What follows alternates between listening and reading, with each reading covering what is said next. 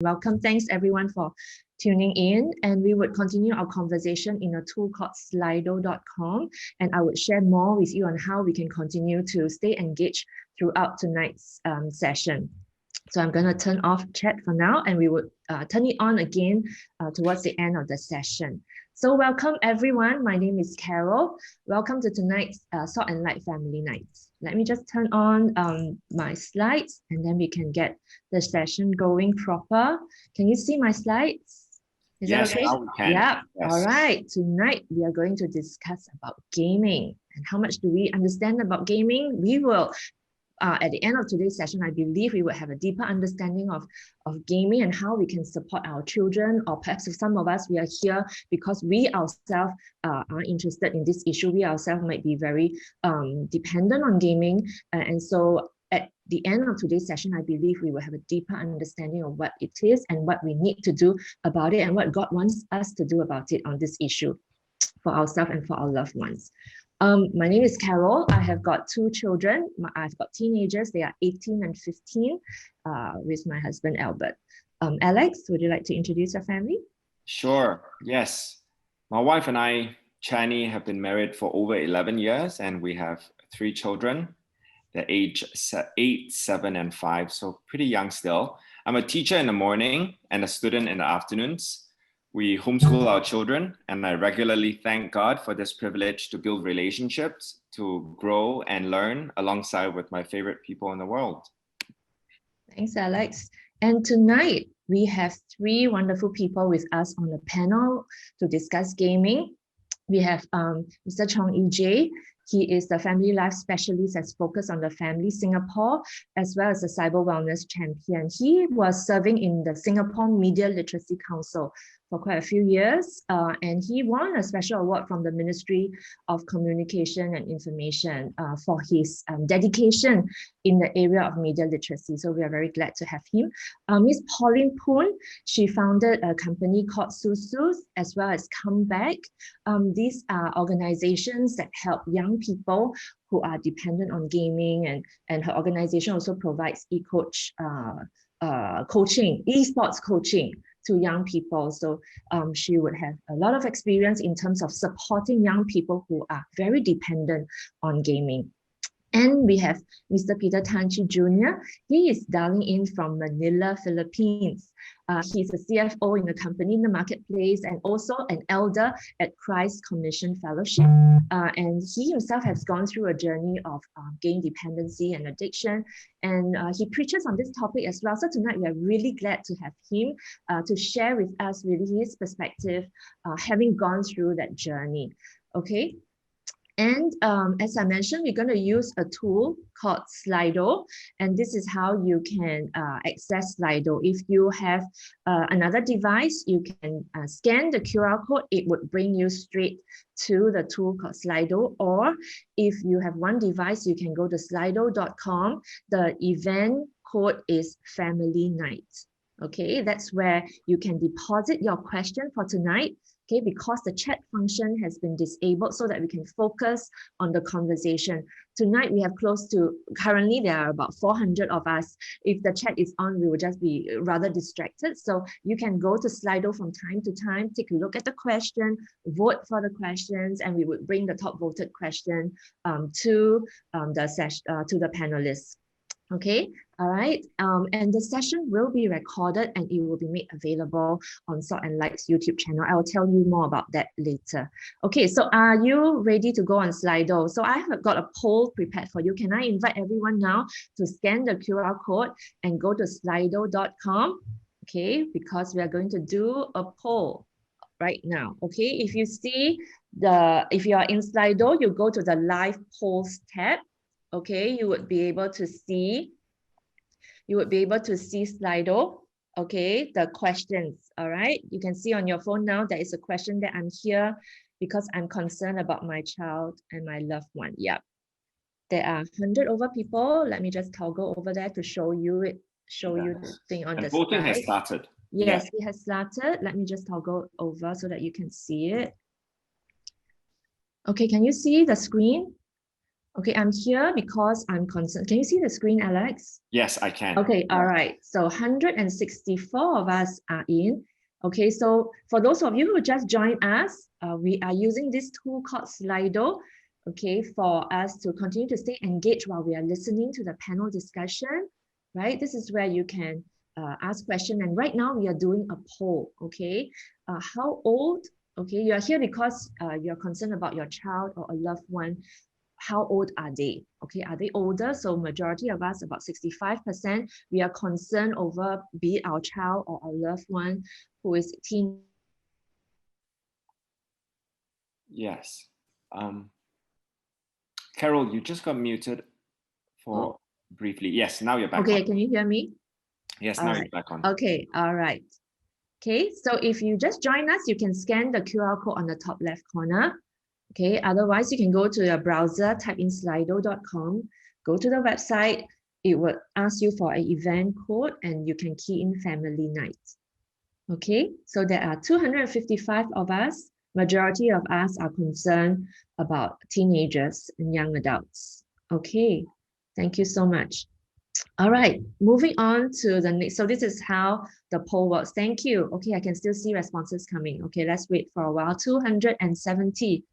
Yep. Thank you for those who just joined in.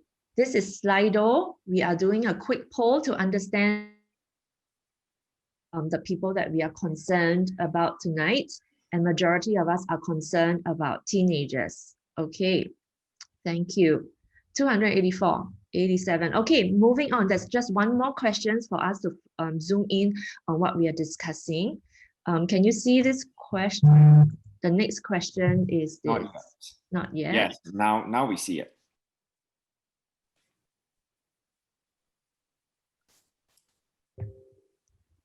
Okay, I assess that my loved one is addicted because. It's What makes you say, yeah, I know, let me just get back. Okay. Okay. What are you observing that make you concerned about gaming?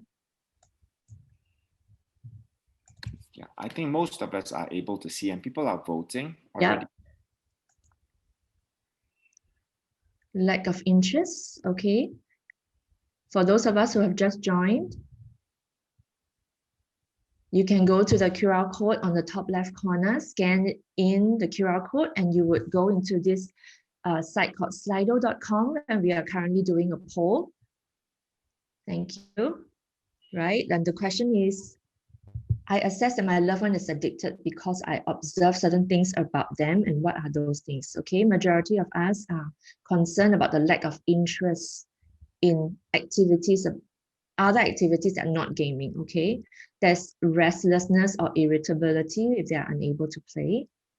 Okay, some of us preoccupation with thoughts of gaming. Some of them might be, for example, thinking about the game that they have just played even when they have already stopped playing, or sometimes even when they are not playing games but actually they are thinking about what they're going to do when they play games. Is there any of such concerns? If there is, you can vote on that as well. Okay, isolation from others in order to spend more time gaming. Okay, sometimes they may not be interested to even be with family, but they prefer to play with their friends on games. Okay, that's this one. Lying to friends about how much time they spend. Okay, and about eye strain. Okay, there are 283 who have responded, and this is just for us to also get you, not only to understand what are your concerns so that our panel members can zoom in on some of your key concerns, but it's also for us to get familiar with the tool Slido, because that's where you can then go to the audience Q&A tab that you can start to deposit your question. You would be able to see some questions that are already there, and you are also free to comment on the question or give an encouragement, you know, and just continue to stay engaged while we listen in to the conversation. Okay, much for taking part in the poll. Okay, so now I'm going back to the slides. Thank you so much for participating in the poll. I'm now going back to the slide. Okay, so Alex, would you like to start with this verse? Sure.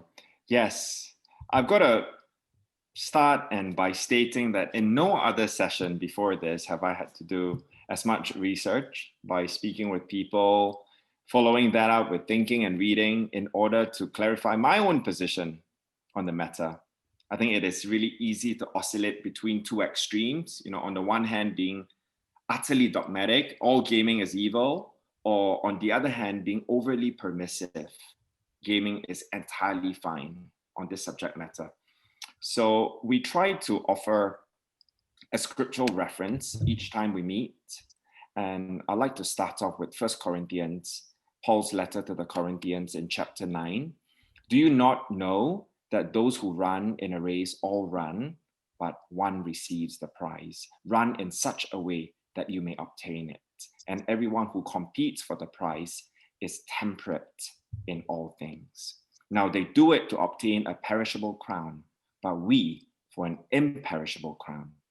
And in verse 27, but I discipline my body and bring it into subjection, lest when I have preached to others, I myself should become disqualified.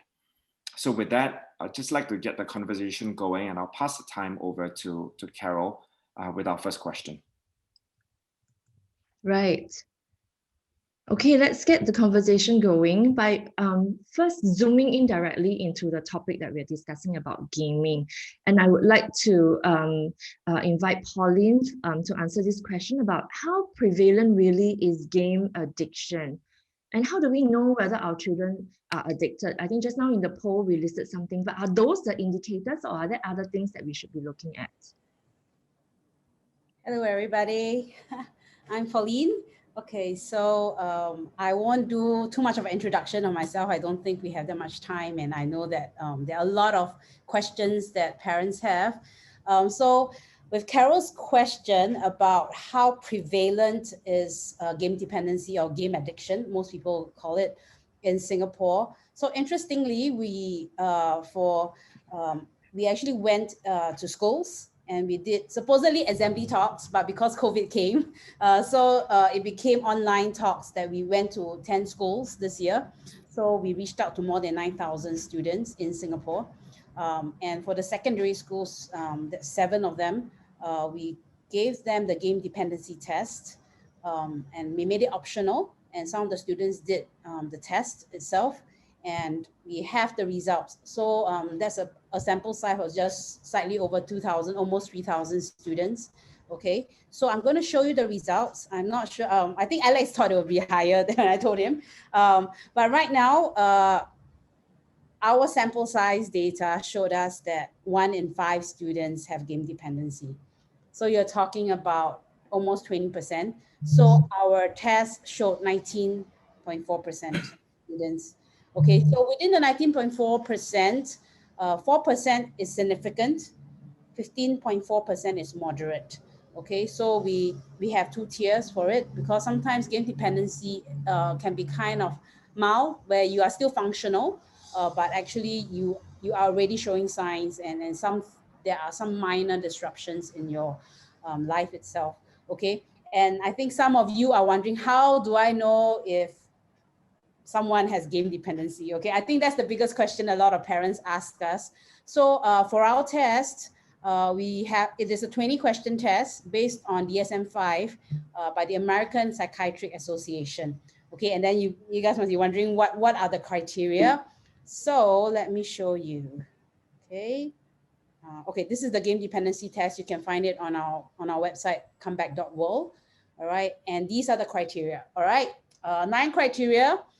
Diagnosis of internet gaming disorder will usually require 5 or more of these symptoms, and it has to be through a duration of a year. All right, so I think when Carol did the poll just now about what are the concerns that you have. So preoccupation with gaming, withdrawal symptoms, so you talk about, irritability when they're not able to play, tolerance, and the whole list is there.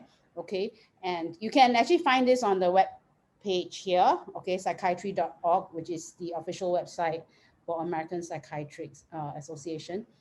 So these are the main criteria, but we discourage you to self-diagnose, okay, or parents to diagnose your kids, okay. Usually you need a professional to diagnose this. So our test is done by a registered clinical psychologist who is our chief psychologist who created the test itself. So through that, it gives us at least a benchmark and to tell, you know, at least just to know where they are, but actual determination of where, you know, actual game dependency, we actually have a one-on-one consultation that we do with the youth itself. Okay, hope that answer your questions. Okay. And okay, just a quick one, because we went to the schools under MLC, Media Literacy Council, which Carol talked about just now. I won't talk a lot in depth about games, gamers, and game addiction because it gets a bit technical and there are a lot of details. And we so happen running one on the 21st November. It's a 3-hour webinar. It's free. So if those of you who really want to really go in, dive deep, you know, what are games, we will talk through all these understanding gamers. There's the 4 player types that we talk about, and what exactly is game addiction and how parents can intervene. So that's a 3-hour long session. Yep. So that's me. Thank you. Thanks, Pauline. Next, I'd like to invite Peter. I first heard Peter's testimony when I was in Jakarta, when his dad, by the same name, Peter Tanchi, was speaking about discipling the family. I was part of that, and he showed a testimony that Peter recorded a few years back. And when I spoke to Peter last week, I was able to repeat verbatim part of his testimony back to him, which shows the deep impression that it left on someone like me. So with that, I'd like Peter to share your own journey around this gaming dependency, bordering on addiction, and how was it like for you? So can you hear me well? Yes, yes. Perfect. Hi, so my name's Peter, and this is my family. I have a wife and a dream that I would have. My story is very interesting.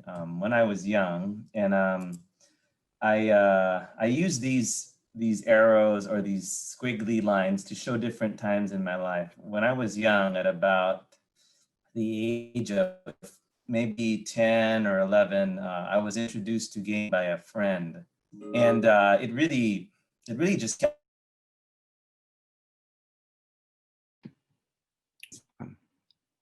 Peter, I think the reception is a little bit patchy. Oh, is it bad right now? Okay, now we can hear you. Yes. It's a little bit patchy.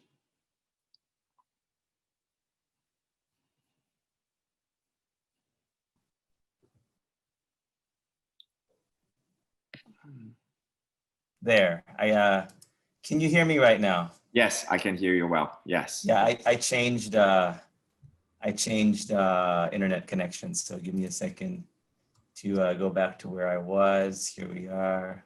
The squiggly lines. Again.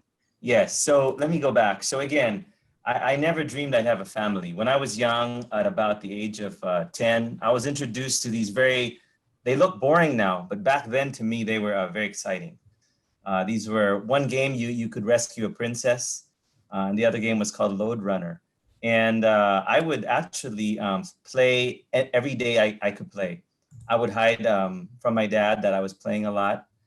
I would play late into the night, and it would hit a point where I would have to stop. So I would draw an arrow down here, just showing you guys that my life would. Am I still clear? Can you hear me? Okay, yes, my life would kind of crash because I'd end up playing late into the night. I would play it till 4 a.m. Late at night. I would get really tired, so I would stop. And I grew up in a Christian home. My father's a pastor. So I always knew that it's not a good thing to allow your life to be controlled by something. There.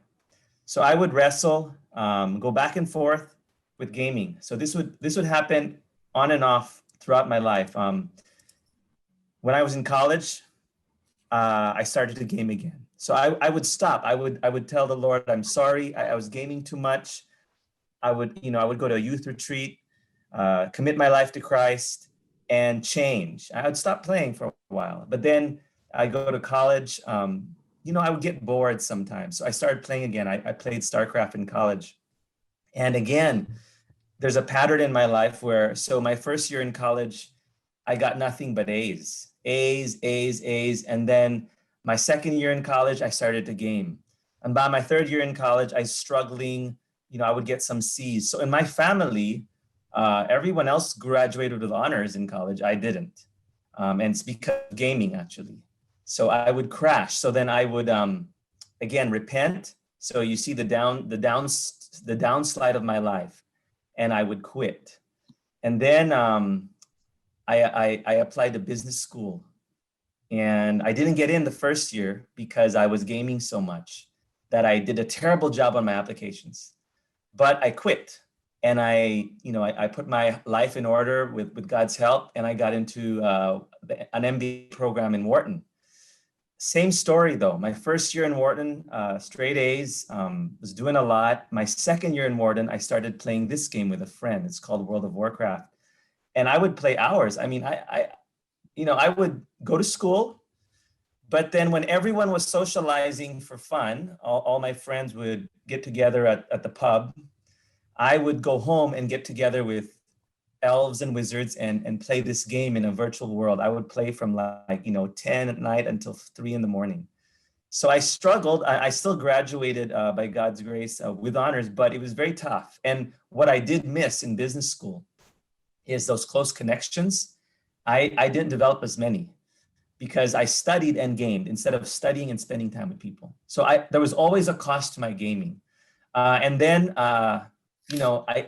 I had to stop because it would become out of control. It's like a drug addict running wild. So I would stop again. And then it's that time when I met my wife.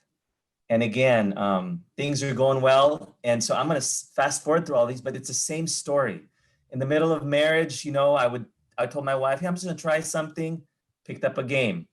And then I would stop. And then we had a child. And then I picked up a game. And then we stopped and, we moved to the Philippines. And then this is already at the age of 30. This is not even a computer game anymore. This is now just on your phone. I was just trying it one day and I ended up spending $500 and hours on this game. It's just a card game, but it sucked me in. So why do I share all of that? Is because over my life, I estimate I've spent more than 30,000 hours, probably more, gaming. And I've lost opportunity to read thousands of books, to master 3 skills. And it's like living 8 more years, right? And that doesn't even count the sleep that was lost. And what happened to me to really change all that is, oh, by the way, I was just going to tell you guys, another challenge we all have is now you have Fortnite and Dota, and I know all these games. I've tried them all. And you earn $30 million. If you're the first place team, you earn $10 million. And I have kids telling me now, it's a job. They can do it as a job. They can make money. So it is a challenge. But I read a verse. This is when I was 30 something. And it is about the parable of the fig tree. And this is a night when I was gaming a lot. And I remember God speaking to me. And it's a story of a person who had no fruit, right? A tree that had no fruit. And I really felt, I was so discouraged. I told the Lord, I'm sorry. And I said, I'll give you a year. Because in the parable of the fig tree, the vineyard keeper says, there's no fruit, let's cut it down. But then the guy says, let it alone for this year. And if it bears fruit, fine. But if not, then let's cut it down. And I felt God was telling me, you've got to make a change. And so I told the Lord, I can't quit gaming, like just saying I'll never play, but I'll give you a year where I won't touch it. I said, I'll stay away from gaming for 1 whole year. And I did that. And I told my father, and he's very funny. He's a pastor. He said, why just a year? He said, why don't you stop for longer? I said, Dad, that's a lot for me. And it was a year later that we met and we were having dinner. And he asked me, do you remember? And I said, I don't even remember the person I was a year ago, because in 1 year I changed a lot. And it's the same situation a lot of times. But what really made a difference for me was stepping out of gaming and surrendering my life to the Lord. And it's been a challenge. My wife hates gaming, so it has been a constant challenge in our marriage sometimes, because I don't think gaming is a sin. And there are times that gaming is fun, like with my kids, they like to play a small game, we play together.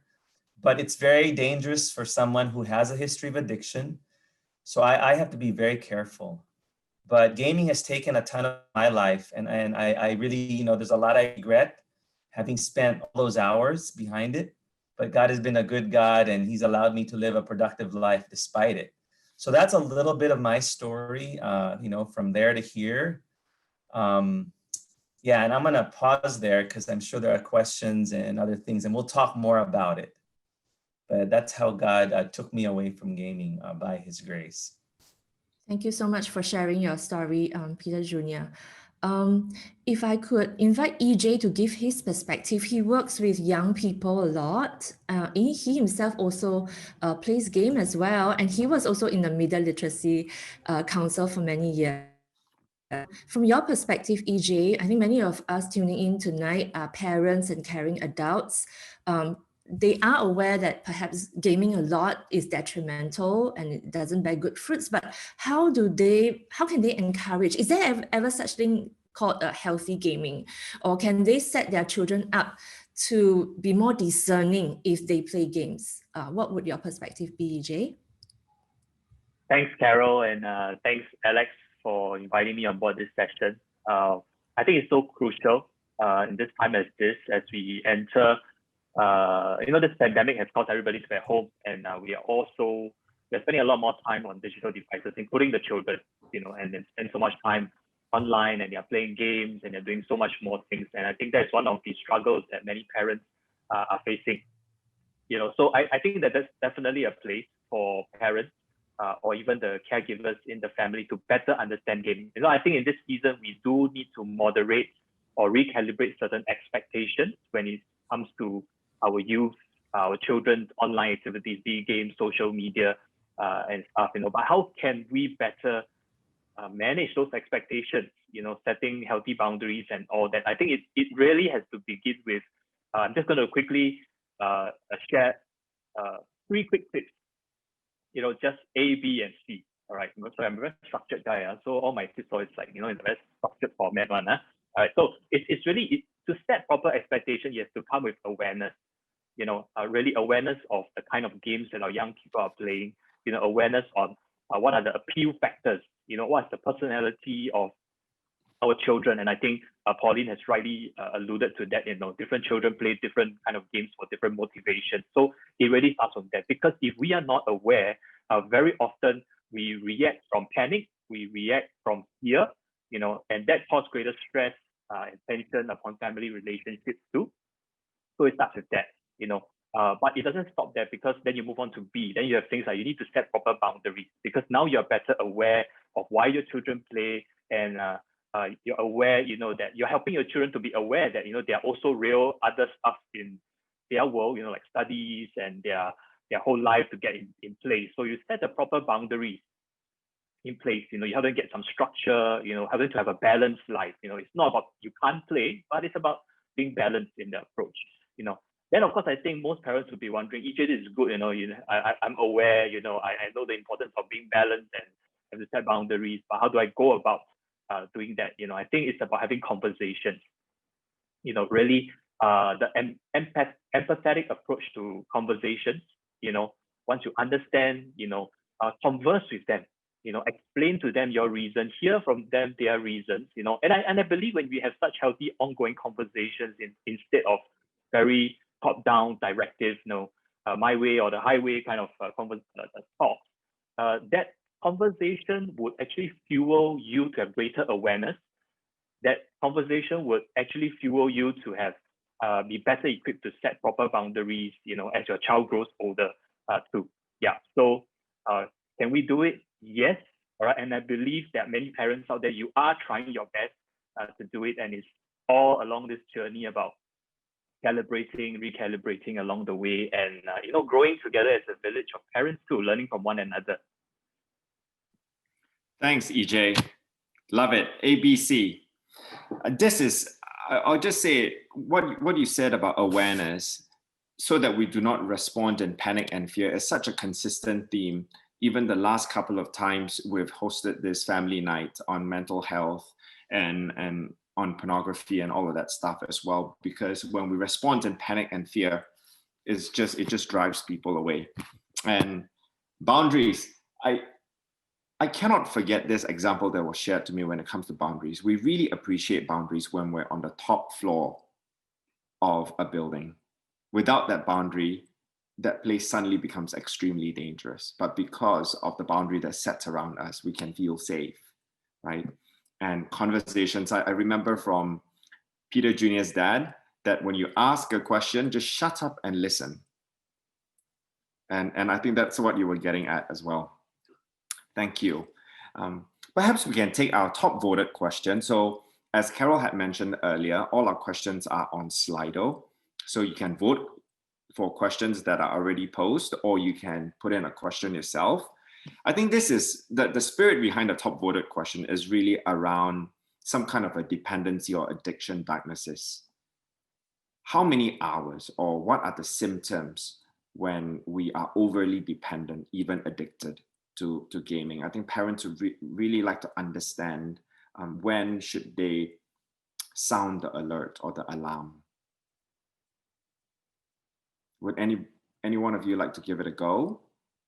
Or all of you? We'll go one after another. Okay, I can go first. All right. I think if you look at the list that I showed just now on the criteria for game dependency or game addiction, none of it talks about the amount of time. Okay, simply because everyone has different time commitments. So if you're talking about a child who that's below 12 or a teenager versus a teenager in the university, in secondary school, their time commitment and how much is required of them in their different aspects in life is going to be different.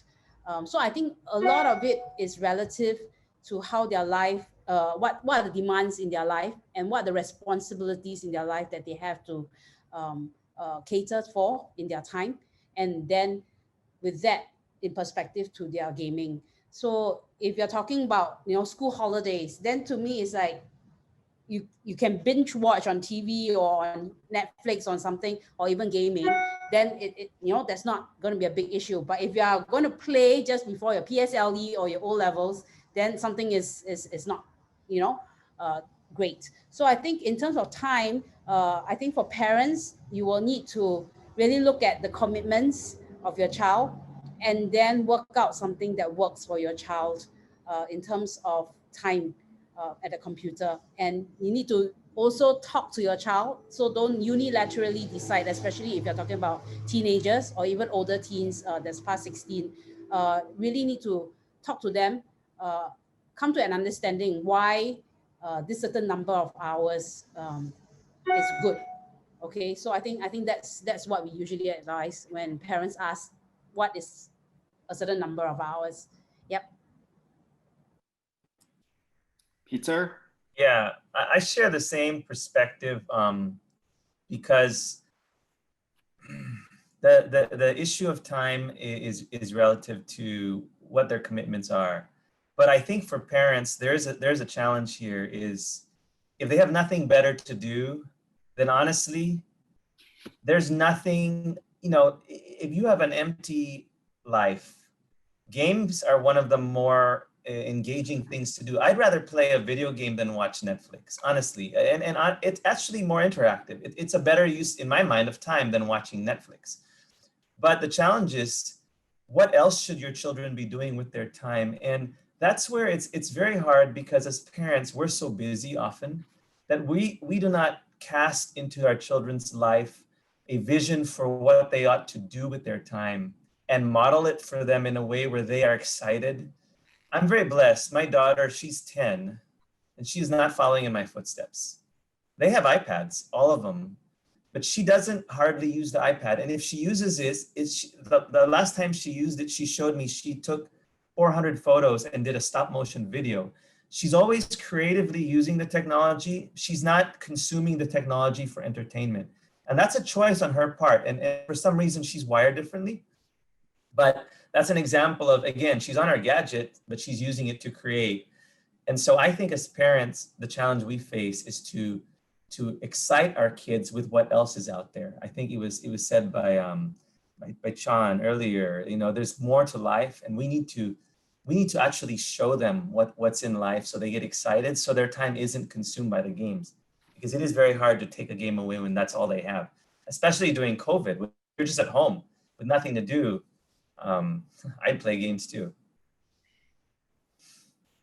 EJ, do you want to chime in? Yeah, I get asked this question a lot, you know, how much time is too much, you know, and I think time is really hard to assess, you know, but I mean, because I'm a counselor, so I often tell parents that, you know, when it reaches a point where it affects their, I mean, using a really professional term, it's like, you know, we call it occupational functioning, you know, it affects their daily routines and their lifestyle. They're supposed to be going to school, they're not doing their roles. I mean, similarly for adults, we're supposed to be working, but we're not.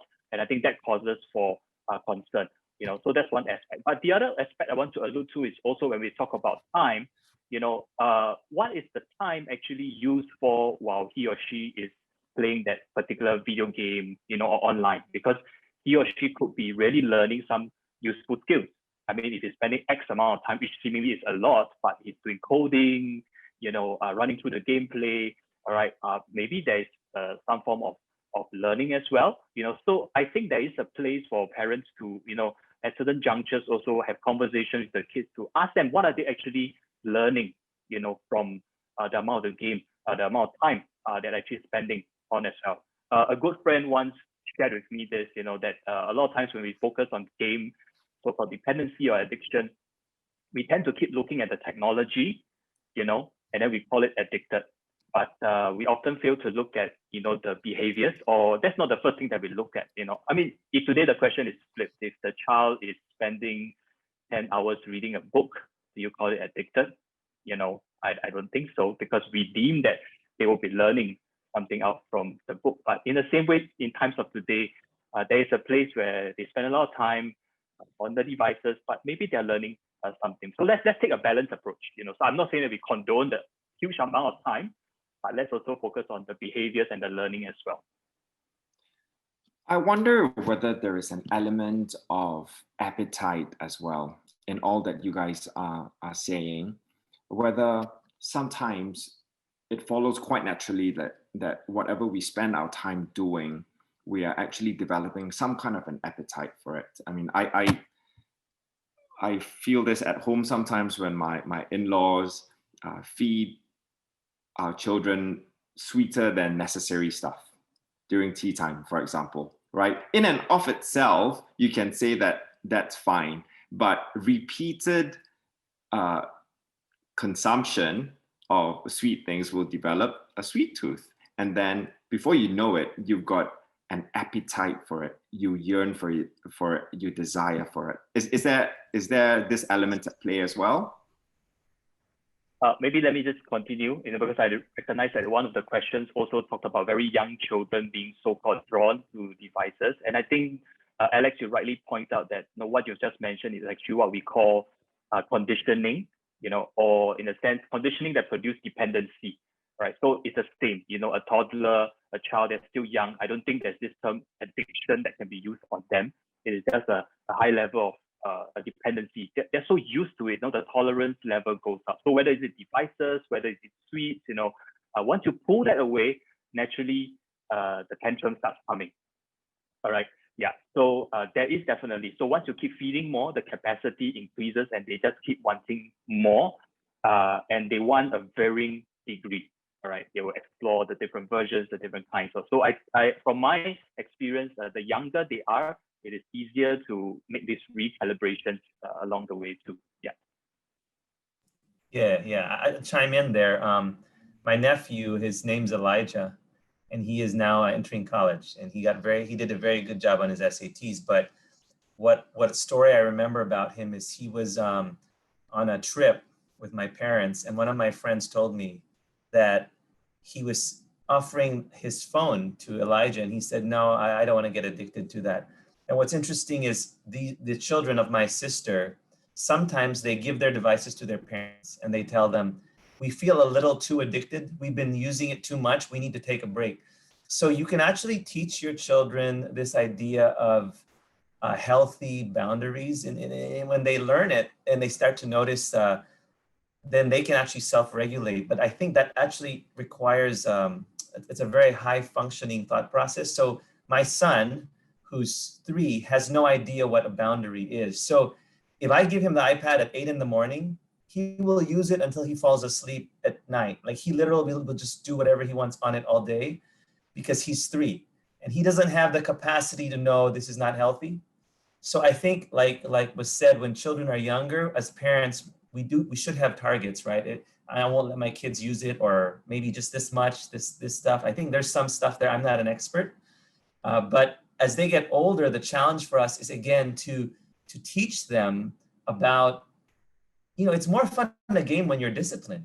It's not fun in a game when you're completely out of control, that the game rules your life. And games are designed so that they almost never, it'll suck you in more and more. So kids have to learn this so they can beat the game in real life in a sense where they're not a slave to the game, but they can enjoy the game. And that really, when kids start to figure that out, the addiction is a lot weaker. Thanks, Peter Jr. I have a 2-part question summarizing from a few questions in Slido. The first part is what I think EJ mentioned a little bit about, there's learning that can take place when the children are playing game. Maybe can the panelists share with us what possibly can children learn from playing games? And the second part relating to it is, I think there's also socialization that takes place when the young people are playing games. Perhaps you can help us to understand a little bit more how that happens. And do they learn interpersonal skills? For example, if they are socializing in that in the aspect in terms of learning, and how to balance that, because I think as parents and caring adults, we do want them to learn and socialize, but at the same time, we are concerned that they're over-relying on this. How do we strike that balance? Perhaps Pauline, since you work a lot with young people as well, and those who are highly dependent on gaming, perhaps you could go first, and then EJ and perhaps Peter in your journey. Pauline, would you like to go first? Okay, I think we have to realize that games is the playground for the younger generation right now. If you look at our housing area, all the physical playgrounds, they are empty. Okay, the kids don't go there anymore. Where do they go? Video games. All right, and we do have different player types that we look at for the gamers, and majority of them, or a big bunch of them, are socializers. Okay, they just go in there to meet with friends. So if you are asking your child, why are you playing games so much, and their response is always, oh, because my friend is in there, I'm supposed to meet so and so there. Someone is waiting for me. I've arranged with someone. And all these things. And we set a certain goal, and we've changed the game because my friend decided to play another game. And they all switched. And you realize that your child is there simply because of friends, and that's where they socialize. But the thing is, because the gaming space has very little adults who are supervising or giving guidance in what they do, their play and their socializing can get very toxic. Okay, that's what the gamers use. All right, they are very negative, very condemning. And it's also because of a certain personality type and motivations that brings them into a certain game as well. So they will dominate certain conversations, and they become like a lot of trash talking in certain games and things like that. So we see this kind of trend and culture, but the key thing is, if we can teach them how to play within the game, which is what we do with our community gaming, we intentionally change their gaming habits and culture. We teach them communication. You want to win, okay? It's not going to help if you slam your teammate down and all you do is just scold, and you're not bringing anything positive to the table, you're not discussing strategy, you're not telling him what exactly to do, then you're not helping your team. So there are a lot of learning points within video games itself, but there isn't someone in there to teach them how to play. So only those top players, you know, when they have navigated through this and they realize, oh, this is what we do to get better, they are the one who gets to the top. But we realize a big pool of casual players, especially a lot of the children or the youths who are playing now, they're playing mindlessly. They will repeat, you know, they will just play, finish a game, they hit play again. They don't think about what happened before. They have no idea what is happening next. You know, they're just clueless. All they do is just press buttons. Okay, and if something happens, oh, maybe that. So they have no idea what they're doing within the game, which means in terms of learning, the extent of learning they can actually glean from gaming is very minimal. Okay, but we realize that as some of our participants that come over time with us, as we game with them and we intentionally coach them, that's why we do have an esports coach with us. So she doesn't just look at competitive, but we also look at casual gamers. How do we use communication, teamwork, and all these relevant elements to pull that in to become something that's educational? So we do that in schools as well, workshops. So it can be a social emotional learning tool. So you're talking about your Mobile Legends, you're talking about your Dota. We use Dota as well. We use, right now Dota, just a fun fact, you know, TI Cash Pool, okay, which is the biggest esports tournament. Their biggest prize pool, because this year is a miss, is 226 million US dollars. Yeah, it's accumulative. So that's insane, all right? The amount of money that is within just esports itself. So, but coming back to the whole playing, I think there's a lot of things that is a sphere that a lot can be done. A lot more work can be done in terms of teaching them how to play. All right. So if I bring an analogy, if you bring your kids to a physical playground, they see a slide, there's a swing, there are things they can climb, all these stuff. If you bring a 3-year-old there, you have to teach them what to do with it, right? If not, they're going to hurt themselves. You know, the 3-year-old will not know how to slide down the slide. They go head down, you might hurt the head, you know, or they see, hey, it's fun, there's a hole here, and they go through the hole and, you know, they fall off the whole playground. So there are things, there are dangers within a playground, and it's the same thing within a video games. There's a fun way to play it, and there's a safe and fun way to play it. There's a way to engage each other, socialize in a constructive manner. But right now, I think that portion hasn't been too developed yet, from what I can see and what we've observed. So that's the work that we've been doing. Yeah, hope that answers. Thanks, Pauline. Yeah, so it sounds like there's quite a lot of work that parents and caring adults need to figure out more in terms of the kind of games.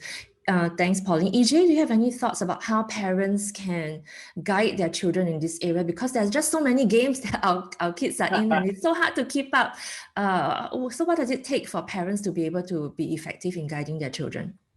Yeah, parents, I first just want to acknowledge, and I want to say I feel you. In case you feel like you're from a dinosaur planet, you don't know anything about games. I raise my hands and I truly acknowledge, because I'm just like you. I'm never a gamer. I'm not a tech geeky person, but because of the work that I do, so I have to really immerse myself in that world to try out the various kind of games. But I concluded that I don't need to be the highest level kind of guy in a gamer to be able to relate and connect with the youth. So what over these years that I've learned, and I always encourage parents that be interested. You know, if you hear about the latest games or what your games your youth are playing, Mobile Legends, the latest is like what? Among Us. Okay. Don't just be interested to research about it. I mean, just as you will research your recipes or you research about the thing you want to buy, why not invest time to research about something that your child is interested in and find out more what's the good, what's the bad or the challenging aspects about it. You know, and of course, if you are game enough, you know, give it a try. Or, you know, get the opportunity for some interaction, ask your child to teach you, to explain to you about the gameplay.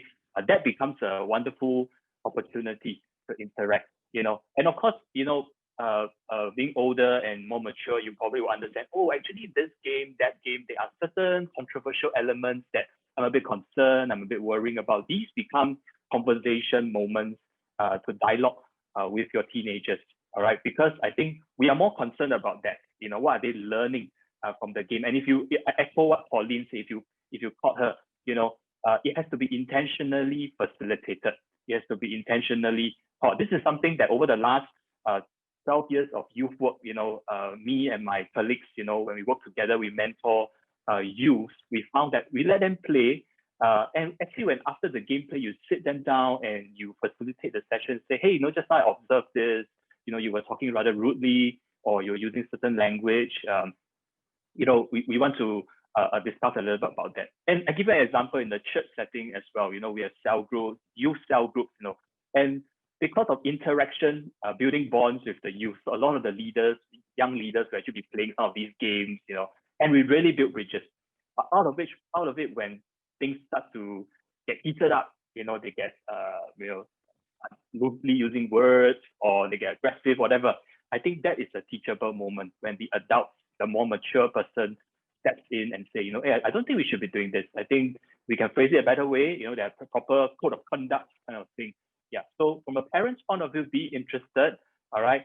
And get to know. Really, it starts with getting to know the game. Then you know what you can actually guide and facilitate, whether it's values or skills or teaching out of it with your children. Thanks, EJ. Peter, how do you manage this aspect with your children, and do you like scaffold them? Yeah, my kids are young, so it's not as hard right now. I noticed that a lot of the people were concerned about the age 13 to 21. It gets harder and harder as they grow older. They develop a mind of their own, right? And I think the challenge we face is you would never let your child go to a park that you don't know where they're going and who they're playing with. But that's what we do when we let them play games on their own with others. We don't know who they're playing with. We don't know if it's their friends. So I think what EJ shared, what Pauline's sharing, it actually means more work on the part of the parents, because we're all so busy. But if we're gonna give our kids something to spend 3 hours of their life with a day, we better know what's in there and who they're talking to. So, you know, two things I think of is I actually, since the lockdown, I've been more intentional about spending time with my kids physically, because I want them to get out of the house. So I take them swimming 4 days a week, and it takes an hour of my day, but I drag them to the pool and then I swim with them. And I force them to engage in something outside of the digital world. And then when they do stuff online, so my daughter has got a phone. It's a little young, but I know who she talks to. Her phone's connected to my account, and every app on it is connected to me. And then I know who her friends are. And she doesn't think I'm controlling at all. In her mind, I'm just guarding her and protecting her. And that's how she sees it. Now, when they're older, they feel like you're now intruding and that's a little different. We can have that discussion in the following questions, and others might have better suggestions, but I think it becomes a little harder the older they get. And when they start getting upset that you're trying to help them. So yes, that's precisely the questions that I was going to ask, because I think when the children are younger, indeed, it's much easier. They will just want to hang out with daddy and mommy. But when they're older, they just refuse. They would roll eyeballs. They would prefer to play the game. So if the children or teenagers are already very heavily dependent, what would the panelists advise in terms of how do we reduce their dependency on gaming and slowly draw them out? What would be that transition support look like if we want to support them in the home? Pauline, would you like to go first? And then perhaps EJ and Peter. Yeah, Pauline? Okay, I think the key thing is open conversations, which I think EJ mentioned when he did the short intro. I realized that what do I mean by open conversation is that you come in without bias about games. I think a lot of parents come in, the first thing that comes out of their mouth or the impression that is given to the kids is that gaming is bad, you know, and the whole objective that comes across to a lot of the children or the youths is that your objective is to get me to stop playing. Okay, so once they have that hint of that objective, they're just gonna not want to have any conversations with you about it. If I can bring in an analogy, if you love something, okay, if it's a hobby that you really enjoy, It could be reading, okay? It could be cooking for the mothers. It could be shopping, whatever it is, or watching Netflix, okay? And if you have a friend who is completely opposing to that activity, you know, things that is bad, is negative, is just not good for you, you should just stop completely. Stop watching Netflix, stop shopping, stop everything else, okay? Will you even talk to that person about this activity? You will not bring it up. Okay, if there are other common topics, you will talk to that friend or that person with that common topic.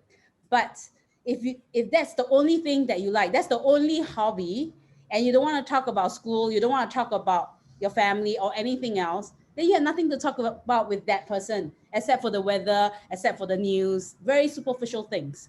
All right. So parents, just to help you to frame that, if your child is already addicted to games, okay, that means their world is in the games.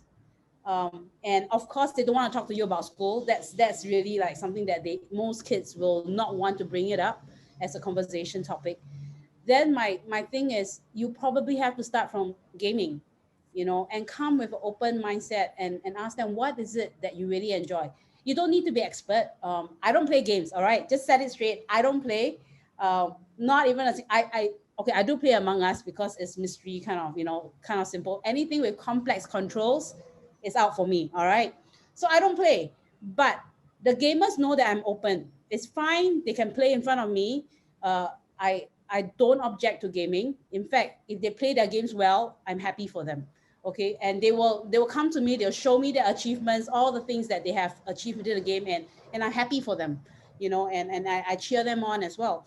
And they will tell me things that they do in there, and I look at their behavior within the game. I observe and I see their motivations. What is it within a game that capture them? Okay, so to a lot of parents who don't game, games is just a game. You know, there's an objective. You win, you are a winner. But then there's a lot of other things within a game that different players are attracted to. You may not be winning for some kids. All right, so that's where we talk about player types. But take time to understand their world. I think that's the key. Don't judge the world. Don't put it down. Understand it first, and then you can help them to navigate through. Yeah. Thanks, Pauline. Thanks, Pauline. I guess the principle is you are not persuasive when you are abrasive, right?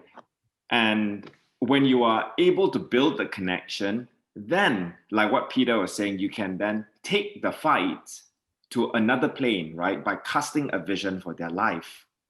Yeah? Peter, do you want to elaborate a little bit on that? Because you mentioned that your dad was speaking about vision as well, and it's something that's close to your heart. Yeah. So to tie into what she said, there's a quote by Josh McDowell, and it says, truth without relationships will lead to rejection. Rules without relationship lead to rebellion. And discipline without relationship leads to bitterness, anger, resentment. So the challenge we face is your influence over your children is directly correlated to the intimacy you have with them. And sometimes what has happened over time is we lose that intimacy because, for example, we approach gaming super hyper negatively. So like Pauline shared, the kids actually withdraw because they're afraid to show you that they like gaming. And they're afraid that if you see that, you'll take it away from them. And so then they hide. So we create these walls. Now, the solution is not to become hyper permissive. It's really to show them, for example, if you can help them understand, what do they love about the game? Is it the friendships? You know, friendships can be built offline as well. And if you can open that to them and give them opportunities to spend time with kids offline. If you learn it's the winning, they like to win, then introduce them to sports and play basketball with them and then let them beat you and let them experience winning so they feel like I'm winning, because the games actually are almost like a reflection of life. And what really attracts kids, and I know this because I felt it, it's you can achieve in such a short time what takes a long time to do in life, right? I mean, in life, if you want to plant a tree, you gotta, you don't even see it growing, but in a game, you can watch your trees grow and you have a garden, and in 10 hours, you have a forest, and then your forest is gonna be better than someone else's forest. But how do you communicate this with a young heart that isn't thinking like that yet, that doesn't understand what life's about? That's where the relationship comes in. And that's where, if you don't burn the bridge, you can actually have these conversations and say, you know what you're really enjoying there, let's go, let's experience it. I encourage, one thing I do encourage is a detox. And a detox that is self-chosen is actually really good. If you can encourage your kids, or if as a family together, everyone put down their gadgets, because if daddy's on his gadget and mommy's on her gadget and kids are on, so if everyone says, you know what, this week we're all gonna just check barely what we need, we're gonna do something different. What's nice is, because sometimes the brain is actually wired already. I know this because when I get into games as an addict, there's something that pulls me, and sometimes it's harder to actually step back. I want to keep playing because I have a goal. There's a goal. I want to get to this level, and I just don't want to stop. And sometimes if I just stop, if I just say, you know what, I'm just going to stop for a week, the brain actually clears up in 1 week. And it's amazing that you think clearer, So I've actually experienced a lot of the things they're talking about. My wife hates gaming. And I actually told her, I'm sorry, I hid under the covers sometime before we were married, and I would put the covers over my head so she wouldn't see me gaming, because if she sees me gaming, she's gonna get mad. So what am I doing as a husband? I'm hiding and lying to my wife, So I'm just saying, I'm an adult and I'm already doing this. How much more would a kid do it? Yeah. So. Yeah, thanks, Peter, for sharing that. I have two questions relating to the spiritual aspects of gaming. The first one is, are there certain games that we really shouldn't touch as Christians? Are there certain spiritual elements in some of the games? And what are some of those things that we should be looking out for? Second one is relating to time. I think we were talking a lot about how we spend too much time on gaming. Actually, what do we want our children to be spending time on? Is it to focus on studies? And how does that relate in terms of their spiritual development? Or should we be actually shifting their time towards things of God? But it seems to be such a big bridge to cross. And how do we do that? If Peter, if I could ask you to weigh in on this. Yeah, first on gaming selection and about time. Yeah, so I'm pretty sure it's clear that some games are actually, they have very negative themes. I mean, you can talk about any kind of, R-rated themes. So there's sexual content in games. You definitely want to watch out for that. There are games that have a lot of violence. There are games that have a lot of demonic. There's a game called Diablo, and I've played it. And it is, a lot of dark. It's dark. It's a dark game. I actually got scared playing it because the stories are pretty dark. And a confession, there's a game I downloaded, and my wife, she checks on me sometimes. She's like, what is that you bought? And then when she saw the title, she got so mad because it's called Original Sin.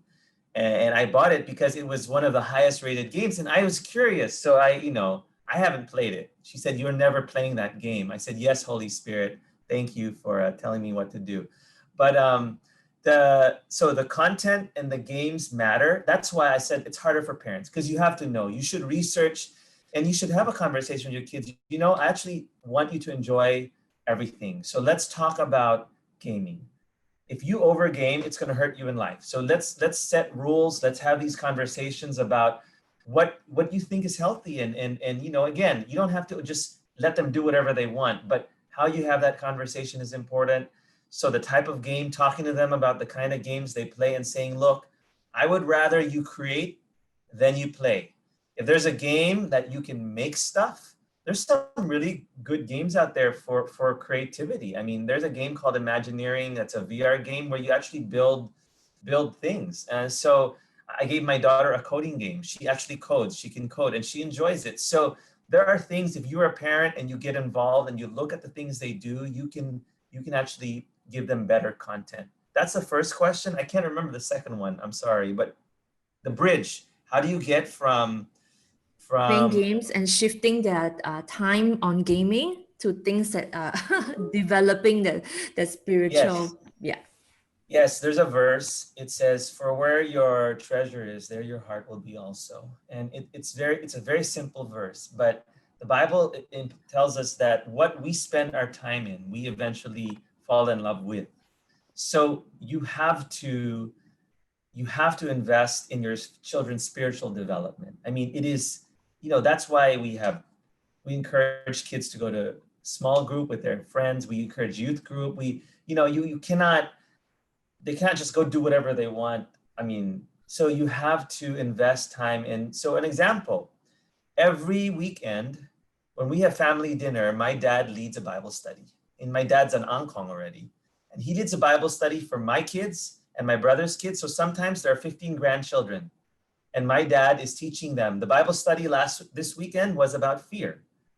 He was teaching them that if you are fearful, it's showing you that you need to put your trust in God. And when you trust God, fear will be less. So we actually invest time in teaching them about God. You know why? When God grabs the heart of your children, when they fall in love with Jesus, then you know that you've won the battle against gaming. Because the Bible says the heart can only love one thing. The Bible says you cannot love God and money. It uses money as an example, but you cannot love two things. And if you are able to influence your children to love God above all else, then gaming will never win, because God will never, God is more powerful than any addiction, especially when the Holy Spirit is involved. But that's the challenge, is many times we parent symptoms. We look at what our kids are doing and we're trying to stop them by building walls, but we're not parenting the heart. And the heart is much harder to parent. That's where conversations are important. That's where sitting with them and not just having a conversation on gaming. What do you love in life? You love these things. Let me introduce you to someone who is the best relationship. You're looking for friends. Someday your friends. So all these conversations. So I can't talk too long, but let me just share some things I've noticed. If your kids are looking for purpose, there's no greater purpose than the Great Commission, which is to go make disciples of all nations, loving God and loving others. Jesus said the greatest command. So the greatest purpose in life that really gives me meaning, which is why games will never rule me by God's grace. Again, I have to be careful, is I know there's something more important than gaming. If you're looking for relationships, if kids are looking for socialization, there's no deeper relationship than a relationship with God through our Lord and Savior, Jesus Christ. We were made for him. I mean, St. Augustine said our hearts are restless until they find their rest in you. When a child experiences that rest, they will know that it's not found in the game anymore. When our kids are looking for, you can just go through the list, right? It can be found in the Lord. And that's our job as parents, to have those conversations, to lead their heart in that direction. And that is much bigger than a question of, do you game or do you not game? How many hours? That's a question of, who are you? What's going on in your life? Can I speak into your life as a parent? What makes you worried at night? And then, Jesus is really the answer, and doing that dialogue for your whole life. Sorry, but this is one of the greatest stories. My sister loved a man that my parents did not approve of. That's a much harder argument than gaming. When a girl has fallen in love with a man that the parents don't like, can you imagine the stress there? But when she asked my dad, because of how close they were and how much she knew my dad loved her, when my dad said, there might be a better man for you, she was crying, but she broke it off. And then she met the man of her dreams later on. But see, that's an example of how, because of that strength around the Lord, my dad was able to point her away from something she loved. And that can be gaming. And that's why when my parents spoke to me about gaming, I would still listen. Because I know they love me, and I know that they were not trying to make me unhappy, but they're trying to make me better. So that's how you move the conversation. I love that. Thank you, Peter. Thank you. And relationship is just so key in approaching this very feeding issue, isn't it? And you talked about loving God.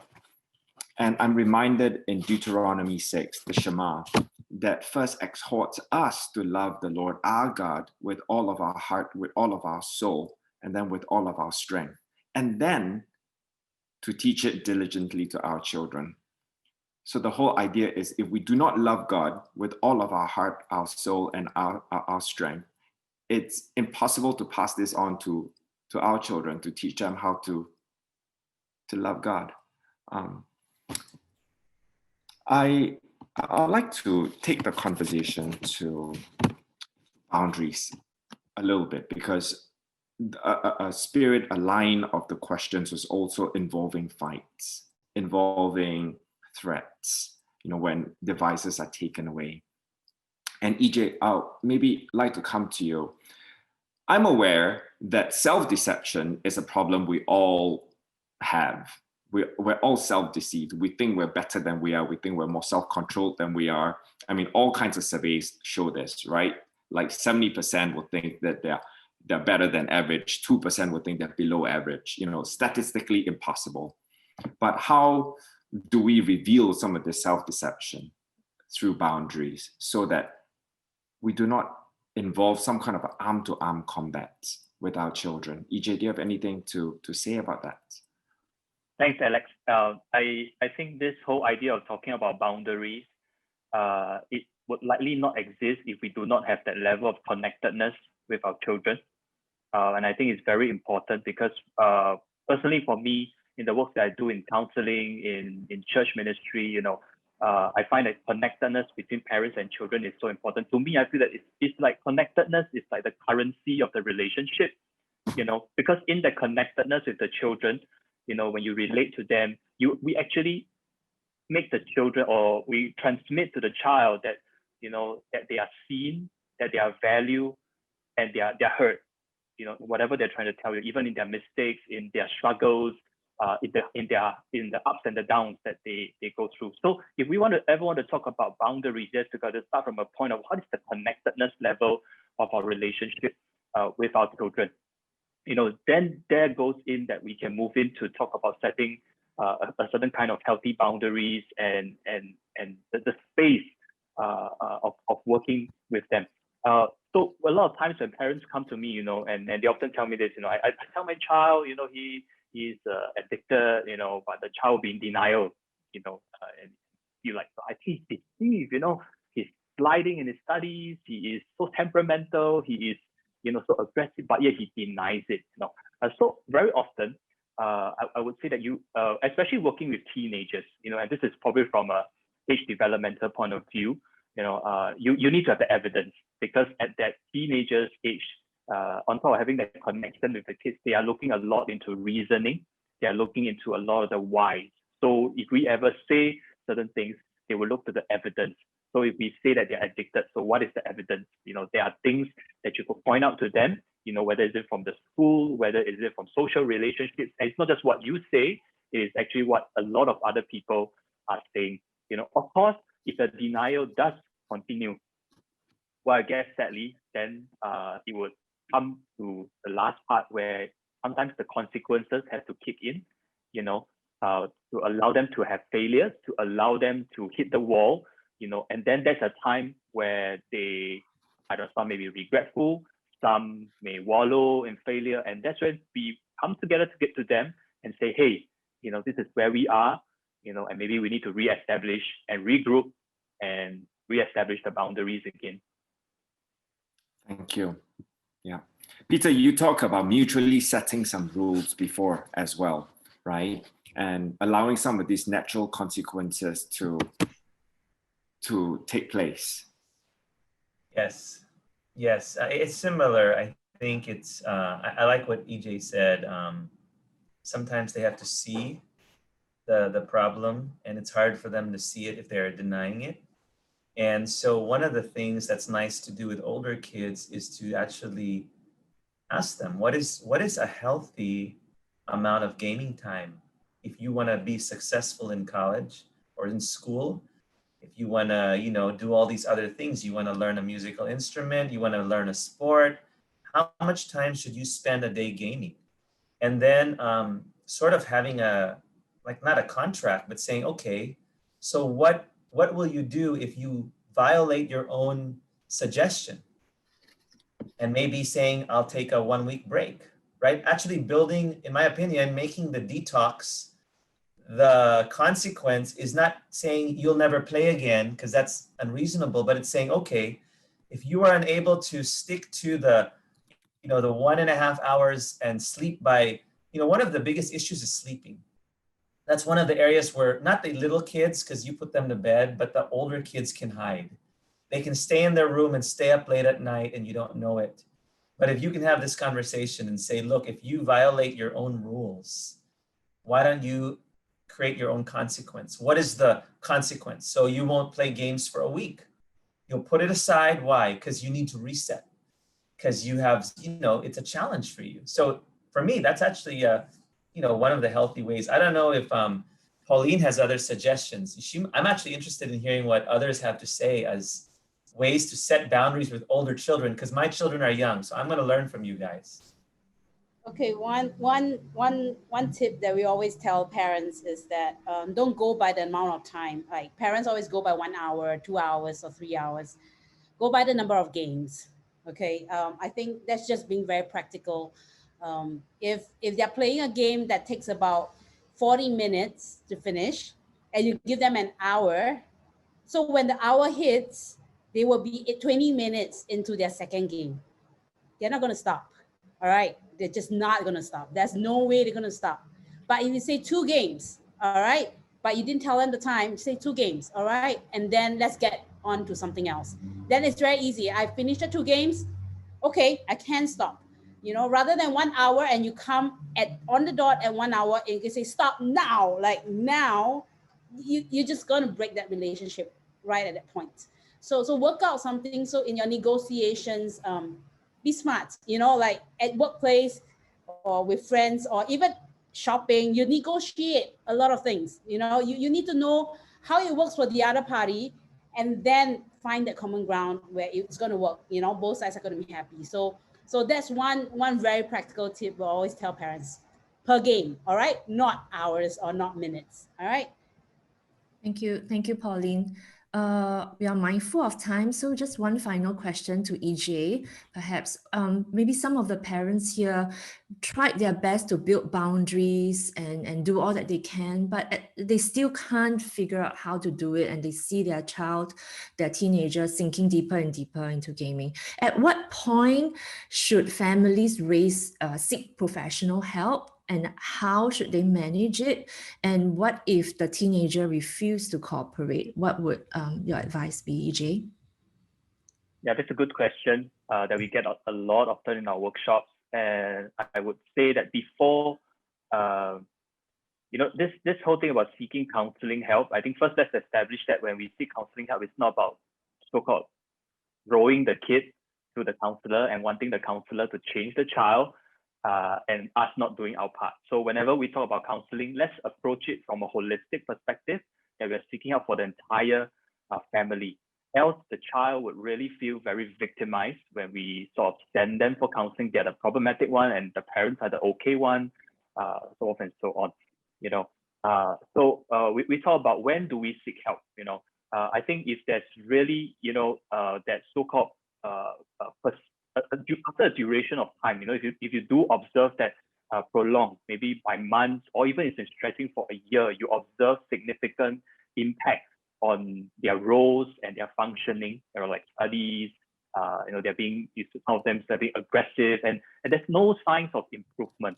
All right, I think it's really time to seek help for intervention, seek professional help, consultation. All right, and because the counselors would know to tell you when it will involve individual counseling efforts with the child, or when it needs to sit down and have a family kind of family counseling or family therapy that we say. Yeah. So once you do notice that there's a prolonged season of time, don't hide it any further. Be open to go and seek up about it. I love your point, EJ, right from the start, that this is not something you palm off and abdicate hoping somehow that the counselor will solve the problem for you. But this is a step that we take as a family collectively, and we're here to help you get better. And we're supportive all the way. Thank you. So what's going to happen is I'm just going to ask our guests to wrap up with a final encouragement, and then Peter will close us in prayer, and Carol will have some announcements. But the guests have also kindly agreed to staying back for up until a final 10:30 if we get that far. And during that time, I'd actually like Peter to help us understand the addictive innovation that gaming companies come up with to keep drawing people in, because we've talked about this as well, and they are masters at keeping you hooked. And so perhaps that's important for parents to also understand. So one final encouragement from all our guests. Pauline, do you want to start? Right. I would say that conversations, deep conversations with your children is one of the most important. It's never about the games. It's really about the conversations. So I have spoken to many gamers, and it's always about them. And if you want behavioral change, oftentimes I never talk about their negative behavior because they know. They have been told umpteen times that it's not good. They've heard it everywhere. They know. I have never addressed that in their face. I address other things. What are your motivations? I see something that's good in you. Call out the good, even though it may not be in full blossom. You know, sometimes the good could be just a little spark right there. Call that out, have conversations, and open them up. And as that spark grows, they will be able to let go of something else, because you can't get them to let go of something they're dependent on without giving them something else. That's one reason why they're dependent. Okay, you hold a crutch because your leg has problems. All right, so always make sure that you give them something else to hold on to before you take it away, because once you take it away, it's almost cruel. Then what are they left with? Blank, empty. All right, so work that out in terms of just having deep conversations with your child, and pick out, because I think Asian parents tend to be a little bit more negative. You pick out the faults a lot more than their strengths, okay? And sometimes their strengths may not be too visible at home, or you have just, you know, the negative has been just escalated to such a big kind of in the face kind of thing, but do sit back and find the good. And from there, work your way into their lives.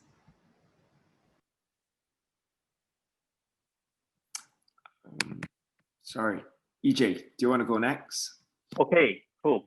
I started with ABC. I will end off with 3 C's. All right. I've mentioned the first C, which is connectedness. This is the currency of relationship. You know, so parents, I encourage you, connect before we correct. I think that's really important. In the connectedness, we display empathy and understanding, and we want the children to be seen, to be heard, and be valued. So that's the first C. Second C is community. You're not alone, parents. You know, we are in this community together with you, to journey with you. Your children need a community too. Sometimes you may not be the best messenger to speak into their lives, and that's when you open up to see his or her community, who are the big brothers, sister, or uncle, aunties, or cousins who can speak the same message as you, to connect with them. You know, thirdly, we talk about consequences. There are times that the children need to learn from consequences. But even as they face the consequences, our approach is not to go in and judge and to laugh at them, you know, for failing to listen to us, but it's again back to that connectedness. In that failure, in that consequence, I think we can still connect with them and reestablish boundaries and rework the relationship again. Yeah. I love that. Thank you so much. Peter. Yeah, you know, everything they said is completely true. And I want to just point it back to the one who said, I am the light of life. Whoever follows me will not walk in darkness, but have the light of life, have the light of life. So Jesus said, I am the light of the world. And I think there's no greater thing to replace gaming with than a relationship with our Maker. There's no greater purpose that you can put in there, like I mentioned. There's no greater community than to understand that we were made to commune with our Maker. So I think that to me would be the paramount replacement to the hunger that kids try to fill their lives with when they turn to games. And if we can do that, we'll have prepared them, as parents, lovingly for the future. And even if we stop them from gaming, if we don't do that, they're just going to replace that hunger with something else. And it's going to be another addiction, whether it's career, whether it's, TV or other vices or hobbies. We were all made for these things, right? For meaning and community. And we've got to show them where to find it in a healthy and actually the best way. So for me, I think as parents, that is the challenge. And that's where we're going through a series in our church called Motivate. It's actually interesting. We just finished Vision last week. And M was model. It's what we said earlier. You got a model. O is have open communication. We finished that. T is time. And that's a lot of what we don't have nowadays. Our world is so busy. I think COVID has helped some parents reset a bit because you're at home more. So we have more time for our kids. We see it now. I is intimacy. And we just finished V, which was vision. So parents, we cast a vision.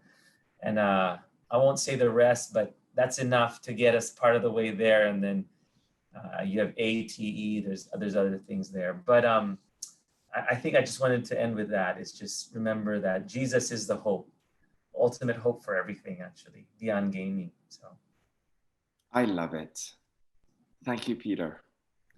With that, can we invite you to close this segment of it? Just all Sure. of it in prayer.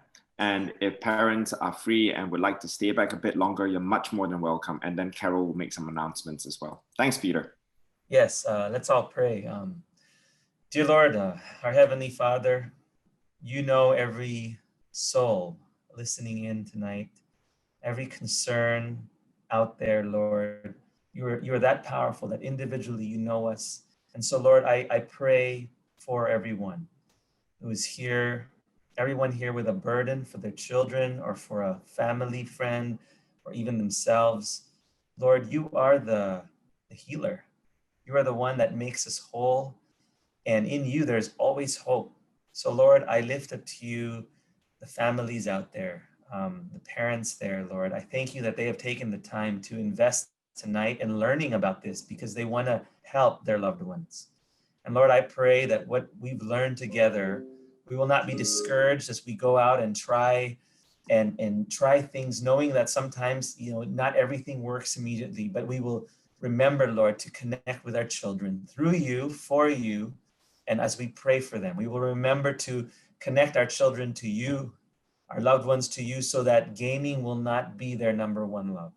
And so, Lord, we pray for all the issues. I pray that you would work in the families, work in the children's hearts, grab their hearts at a young age, or even if they're teenagers, so they would have a future that they are not a victim to the technology, but rather they are the ones that wield technology to become better people for you, to serve society, to be a better friend to their friends, Lord. So our children can actually rise above the addictions that gaming brings and help others or be a blessing to others. So thank you, Lord. I pray that everyone here, that you would bless them, take care of their concerns, and that they would be a blessing to others as well. So thank you in advance for what you're going to do.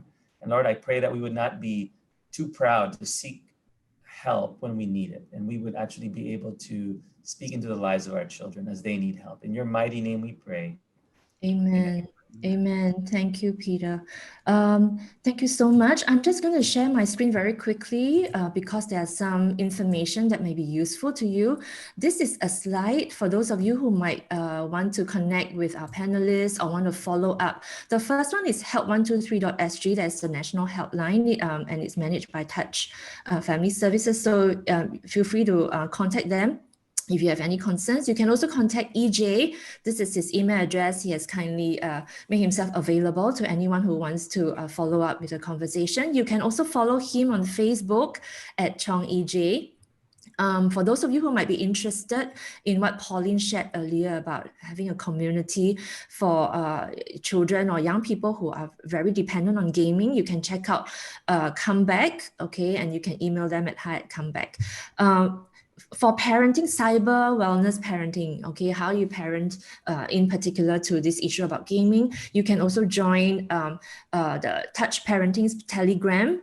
They are on Telegram as well, or you can email them at parenting@touch.org.sg. Feel free to take a picture of this as well. And if you have any other questions that you want to raise or any thoughts after today's session, feel free to email saltandlight@familynight@saltandlight.sg. If there are other topics that you think that we should cover in future family nights, feel free to drop us a line as well. Some of you have asked in Slido on whether there will be recording available. Yes, it will be available on the Friday, next Friday. That means not this coming Friday. I think we need to give some time to the team to touch it up. It will be available on the Friday after the next session, after our session. Okay, you can find them on Salt and Light's YouTube channel. Okay, and then you can feel free to watch it again in your time or share it with your friend. Our next session, Family Night, will take place in 2 weeks. We have been having that every fortnightly. And the next topic that we are discussing is about discipleship through fostering and adoption. And registration is available. It's open already, so feel free to scan the QR code. Join us at the next Family Night. If you have benefited from tonight's session, from the wonderful panel conversation, do support the Ministry of Thirst Collective financially.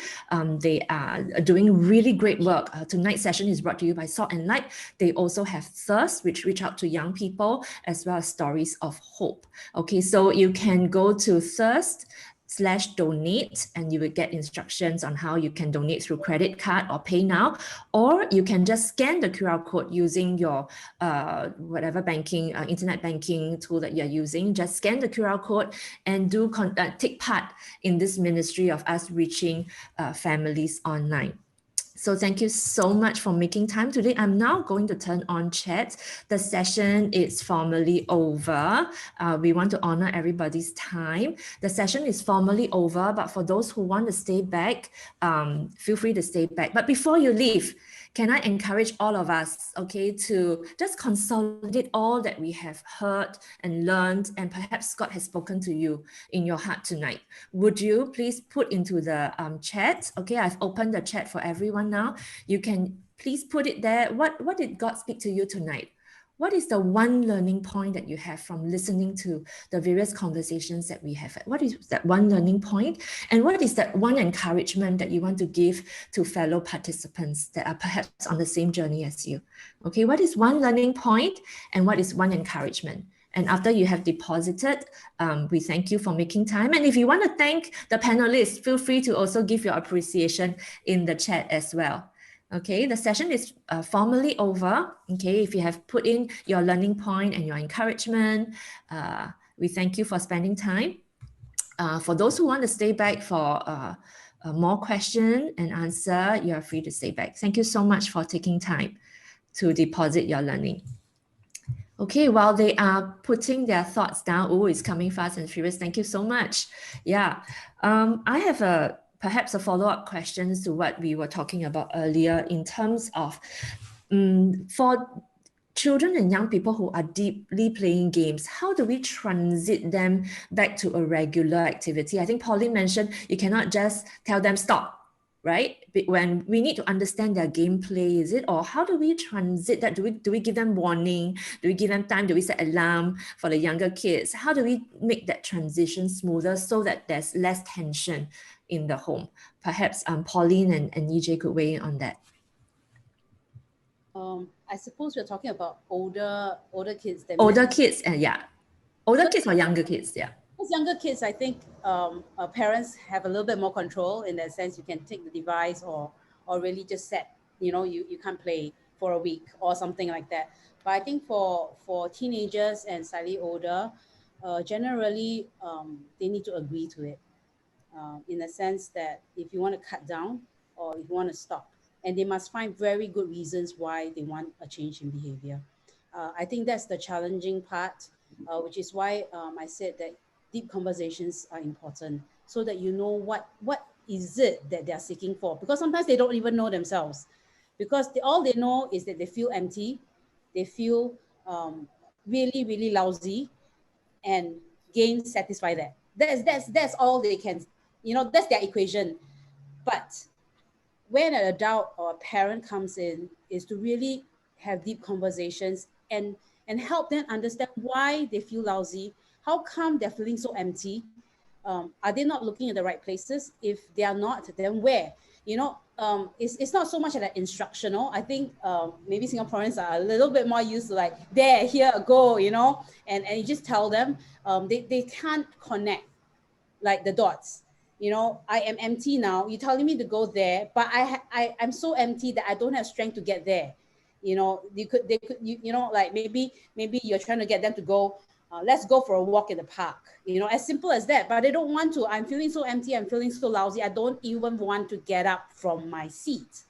Okay, so then it is really having a conversation to understand how they even get to that point, and then from there connect the smaller dots. Because I think for an adult, you just say from here to there, A to B is already connecting the dot. But A to B, there could be 100 smaller divisions for a young person to realize that is something good for me. Because to them at that point in time, they can't see the benefit, they can't see the purpose, and that's why they can't move.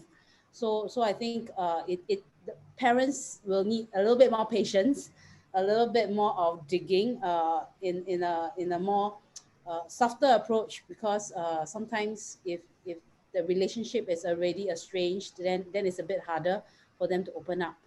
So I think that part takes a bit of time and a little bit of strategy lah, So you need to go and find what works for the child.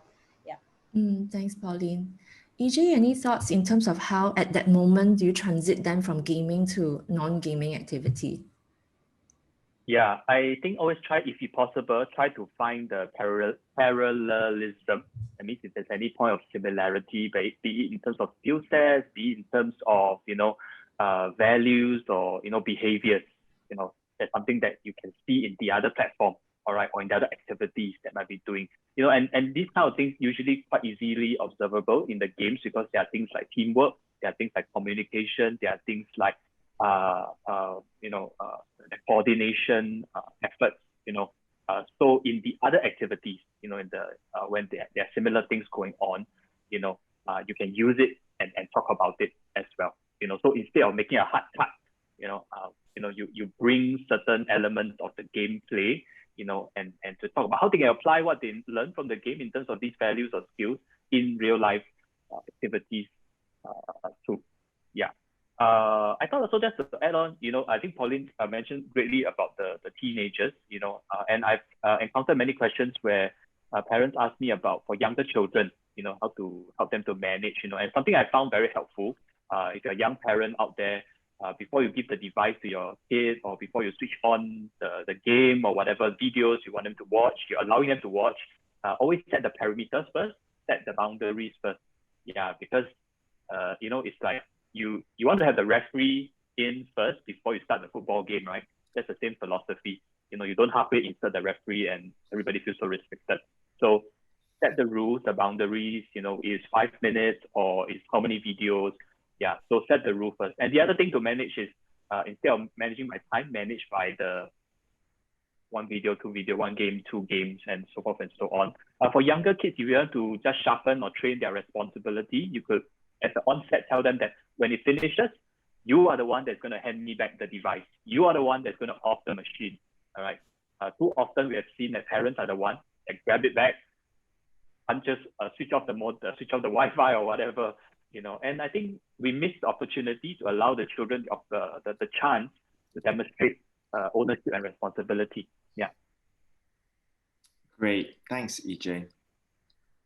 Peter, I know you've studied addiction recovery and all of that as well, and you've made the point that abstinence, total abstinence, might not be helpful, right? Yes. No, I was, because I had to write a paper, but I was saying, you know, sometimes, I think they mentioned it, when your kids, so there's a study done that a lot of people don't go to treatment because they're afraid of the idea of abstinence. This has to do with other types of addictions, right? They just avoid treatment because in their mind, the moment they go to treatment, they have to give up something. It's always better if a person chooses and realizes, hey, I should give this up, rather than they're forced to give something up. And I think all the conversations today kind of reinforce that, right? And it is tough when someone is addicted. And I think Pauline mentioned there's 20%, and then out of the 20%, there's like a 5% that's super addicted. You really have tough cases. And for sure, if they think abstinence is what you're going to come at them with, they're not going to come for help. So if you can, you know, do all the things that was said and somehow steer them. I love what EJ shared. I never thought of that, but whatever they enjoy, like the skills they have, find a parallel in life. And so that's a lot of work as a parent. You're going to have to figure out this game. He likes teamwork. I know, you know, it's like a sport. You got to find a sport that's like it. But the challenge with most gamers is they don't play a lot of sports. So it's a little hard. So my point was, I think abstinence is not the only solution. But sometimes it is the best solution, especially for the 5%. In that case, it's better if it comes from them. And for the rest, like I said, gaming, you know, is here to stay. It's not like, it's like TV. There was a time when people said TV was terrible and evil, and it's never going away, right? We're all using TV all the time and our screens. So that's all. I think abstinence is great when it comes from the person who should abstain. And that's a journey that has to be made. It's very hard to force it on them. You can force it on a child who's young, because my son, if I take away his tablet, as long as I'm there to play with him, he's fine. But the older they are, the harder it is. So. Yeah. There is a fresh question here, right, Carol? From Jacqueline Melton. That is such a tender question. I wonder whether... Sorry, I missed that. Would you like to go ahead and... Right. Yeah. So Jacqueline here says, I've unplugged the PS4, now coming to 2 weeks, and hell broke loose. Is that wrong for her to have done that? She's just way too afraid to hook it back on, and now a child is onto his mobile, but he's hoping that they'll hook it back on. And as a mother, she's saying that unless they see an improvement on his part, on his behavior and on his attitude towards his schoolwork, that's not happening. So would you guys like to weigh in on that? I don't know what is the situation or circumstance that brought her to unplug the PS4, but it's already unplugged. So I think that the key thing now is, you know that he wants it back. Then are you able to use that situation to negotiate a certain pattern of behavior? You realize with a lot of teenagers, it is about negotiation. It is about conversations. It is about finding that using that conversation, you know they want this. Are you able to draw a certain boundary? So if you're talking about certain behavior, attitude towards his schoolwork, then are you able to set some achievable goals for him with his schoolwork? And if he attain it at a certain, you know, point, and then he gets his PS4, maybe during the weekend or something like that. So you work out something that is not a full, you know, release kind of reign, but at a certain point, you know, if you're able to attain this, let's try. Let's do it, you know, explain and talk in a peaceful manner, rather than you know, emotional and getting really riled up and stuff. I know that your kid might be really upset. You know, if you bring this up, he may not be in a very good mood, but you have to keep the cool. So I think we always say that parents, you need to learn poker face. You know, you can be very upset within. You can be really, really like, all I want to do is just stomp off or just shout at you. But if you can manage your own emotions and capture that and really just bring your child through and say, okay, look, it's already, you know, you don't have it right now, but we can have it back if you're able to do certain things, and then gradually reintroduce it and explain to him why. I think the rationale behind some of the decisions need to be communicated, because I realized that when we talk to some of the youths, we can see why the parents set those boundaries, but when we ask them, they didn't understand why the boundaries were there. So then to them is you know, that's not right. You know, that's the argument. They don't feel that it is fair and all those stuff. So explain, help them to understand why these things are in place. Yeah. Yeah, EJ, any thoughts on this?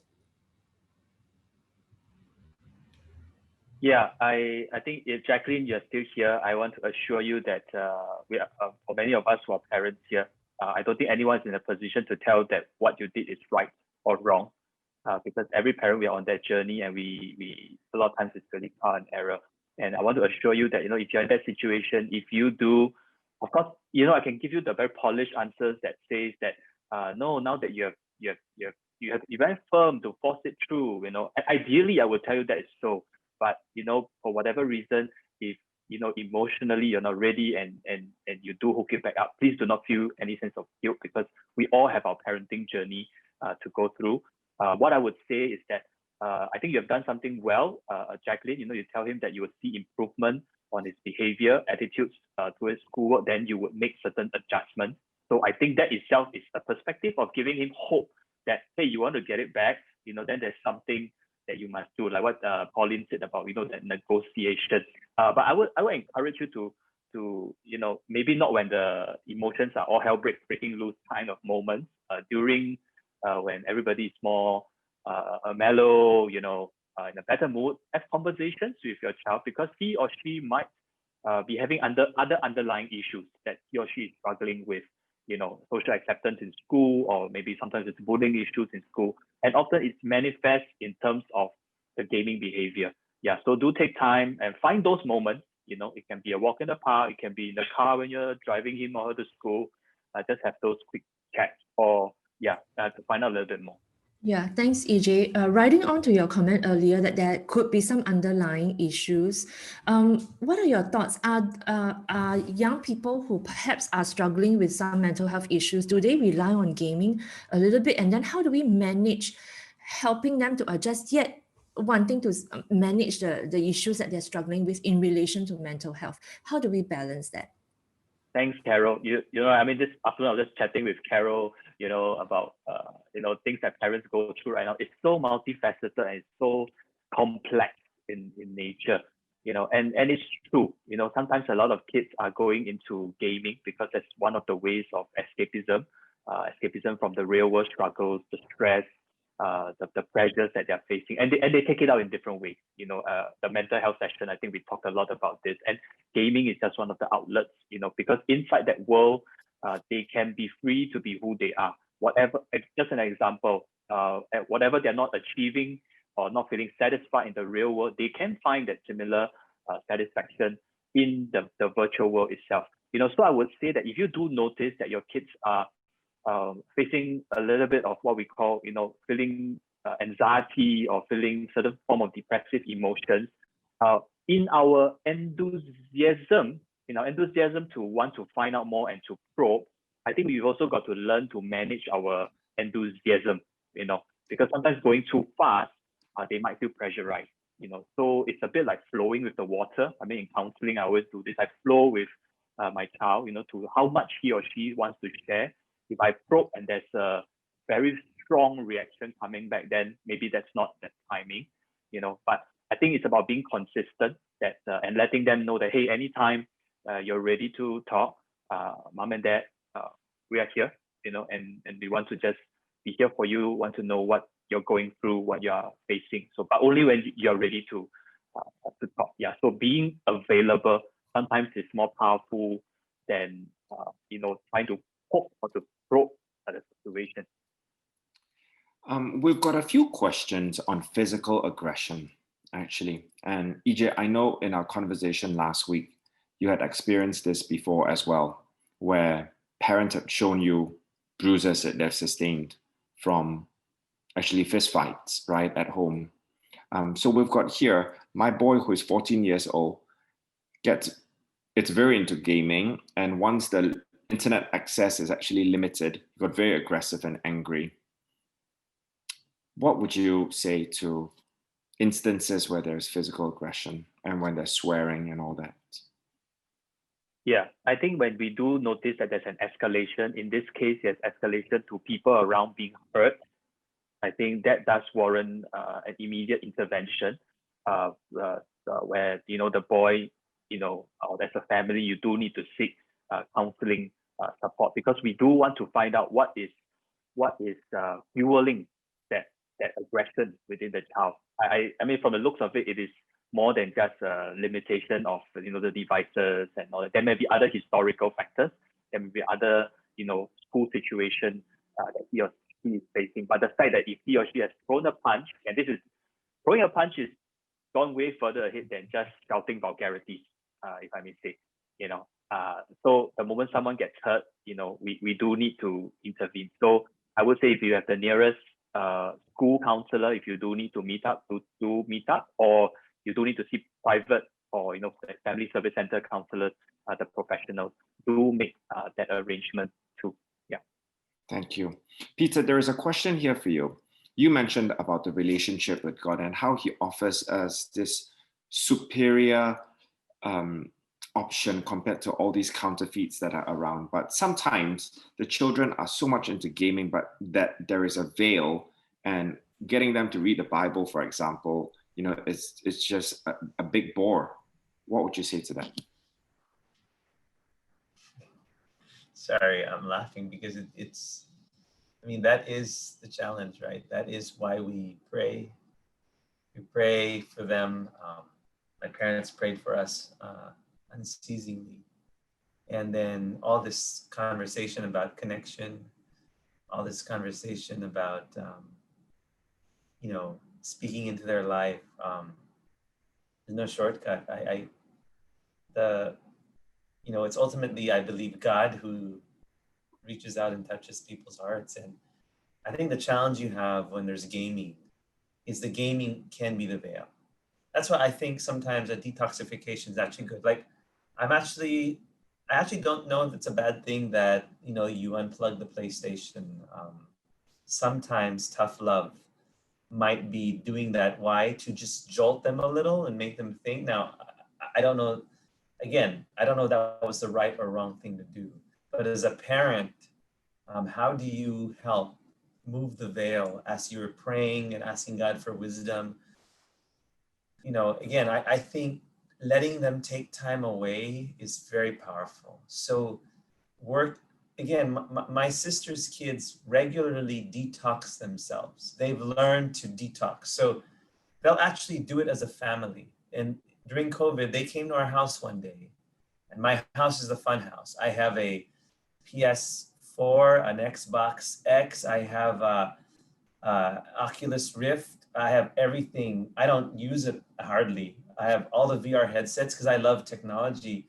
They came over and said, we can't play on any of your gadgets, Uncle Peter, because we're all taking a family detox. So their whole family was not using gadgets for a week. And it was something they did for fun. So daddy and mommy had to find fun stuff every day for a week to do with their children, whether it was board games, camping, whatever. So how do you move the veil? Only God moves the veil. I mean, there's a verse that says, right, the veil is only moved in Christ. And until a person comes to Jesus, the veil is there. But what is our practical steps? I think some of these things, understanding that the games themselves are designed, I think we talked about this earlier, with addictive hooks. So sometimes when there's addiction, stopping is the best, taking a break. It's like a TV series. You have to watch it again and again each week because, you need to know what's coming next. but then you actually take a break for 2 weeks in your life. You know what? I could wait. It's not the end of the world. I don't need to know what happens to so-and-so. And then, then you realize, hey, life goes on. So there's some things we can do, but I think ultimately one of the most powerful tools is a taking a break together with your children. Just saying, hey, let's take a break just for a week, clear the mind. Yes, you expose the counterfeit for what it is. Yeah, show them life goes on, right? Show them there's more meaningful stuff that continues. So. Yeah, and I just want to underline what you had shared right then about praying for your children. I remember there was once when one of our children, we wanted to really pray over this behavioral issue. And my wife and I were challenged to pray for 180 days consecutively over this child. Wow. And I shared with Pauline some years back on this as well. And so we prayed without ceasing every day in the place of our child on our knees. And I couldn't tell you what a dramatic change we saw in his behavior. There is power through prayer. I just want to encourage parents here as well to pray even better between daddy and mommy, to come together, humble ourselves, and seek his face. Carol? Oh, actually, I just wanted to ask Peter, you had an acronym MOTIVATE, right? Earlier. Yes. Yeah, I only had up to V. Since I'm a very studious, I'm taking notes. M you is want to know, you want to know what the rest are. Okay, so I'll tell you. Peter, you can't leave us hanging like that. Yeah, cliffhanger, Yes. cannot. So, this is game design, cannot. Yes, there's a website. It's our Yes. church, ccf.org.ph/motivate. And then, so A, and there's videos for each of these. A is affirmation. So one of the things we have to do as parents is affirm our children. Again, it's like you said, let them know they have worth. Love. We talk about love all the time. If you dig deep enough, a lot of the things kids do is for acceptance. And, it's one thing to tell your children, hey, look, it's going to be okay. But the truth is sometimes they realize it's not always okay, right? So for example, if they have some issues in their performance and you tell them, hey, it's okay, you'll figure it out. But what if they don't? Then they'll be even more discouraged. But with Christ, the Bible tells us we are loved no matter what. You can tell your kids that, and you can tell them, I asked my daughter, how do you know you're special? And she said, because Jesus died for me. And there's a truth there that's you cannot argue with that. Someone can't say, well, that's not true. I'm not special. But then you can say, no, the maker of the universe gave his life for you. So it's so interesting because when you tell someone, look, you can have a meaningful life. But what if they're not as smart as their friend and they feel discouraged? But see, God tells us, it's not a comparison of who's smarter. It's what, have you had, how much, what's this? How have you done with what you've done, right? The parable of the talents, 3, 1 talent, but it's what you do with what you have. So these truths are so powerful that you can teach them to your kids and they don't leave disillusioned. They don't leave thinking, oh, you told me I'd be okay. I'm not going to be okay. No, you're going to be okay. If things fail in this life, eventually God's got you, right? So A is affirmation. Again, affirmation, and the most powerful affirmation is the one God's given us. T is teach. So we talked about this. And then T is to, my parents cheated. So motivate with 2 T's, teach and train. They combined it because there's 2 parts to teaching. One is you tell them stuff. But training is you actually walk with them, right? And then E is entrust them to God, which is prayer. So that's motivate. But there's a website and you can check it out. Is this the website? I'm just going to share my screen. Yes, it is. Edric had shared it earlier as well. Oh, okay. This one, right? Is this the one? That's right. It is. That's right. And yes, if you go down, go lower, okay. You'll see all the, go lower. Sermonettes as well. You'll see all the letters. Oh, where's the letters? Somewhere down there. There. Yes. Motivate. That's right. So, Peter, you were saying that vision was just done no wonder that the video for affirmation is not posted yet. Not yet. Not yet. Right. Great. Yeah. Okay. Yeah. Thank you so much, everyone. I am mindful of time. It's 10:30 and it's time that we go back to our families. Thank you so much, panelists. I know that EJ has taken time to also reply many of the Slido questions. So for those of you who have stayed behind and wanted to ask more questions, I would encourage you to go into Slido, take a look at some of the replies that EJ have written. And I think there are a few other people who also gave very useful replies as well. So I encourage you to continue to go into Slido and have a read. So thank you so much, everyone, for making time tonight. I see you at the next Salt and Light Family Night. Yeah.